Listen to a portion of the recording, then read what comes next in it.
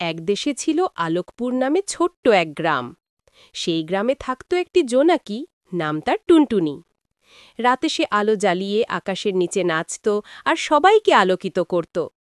একদিন গ্রামের বাইরে বনের পাশে একটা অদ্ভুত জিনিস পড়ে থাকতে দেখে টুনটুনি কাছে গিয়ে দেখে এটা একটা ছোট রোবট। তার ব্যাটারি একদম শেষ, চোখ দুটো নিভে গেছে। টুনটুনি বলল, এই রোবট, তুমি কে? কেন এভাবে পড়ে আছো? রোবট ধীরে ধীরে বলল, আমি রবি, শহর থেকে আসছিলাম কিন্তু পথ ভুলে গেছি। এখন ব্যাটারিও শেষ, কেউ আমাকে বাড়ি পৌঁছে দিতে পারবে না। টুনটুনি একটু ভেবে হাসল। আমি ছোট, কিন্তু আমার আলো আছে। অন্ধকারকে ভয় পাই না। তুমি যদি যাওয়ার শক্তি পাও, আমি তোমাকে পথ দেখাতে পারি। রোবটের ব্যাটারিতে শক্তি নেই, তাই টুনটুনি নিজের আলো দিয়ে তার চার্জিং সেন্সর গরম করতে লাগল।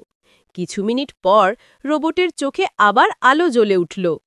রবি অবাক, তুই তো এত ছোট, তুই আমাকে বাঁচালে? টুনটুনি বলল, বন্ধু হতে আকার লাগে না, মন লাগে। এভাবে তারা দুজন আকাশের নিচে লাইট ফলো করে এগোতে লাগল। একটার আলো কৃত্রিম, আরেকটার আলো প্রকৃতির।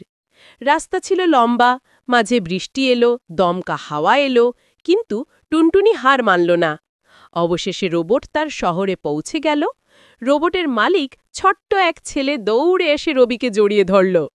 ছেলেটা টুনটুনির দিকে তাকিয়ে বলল, তুমি না হলো আমার রোবটকে আর পেতাম না।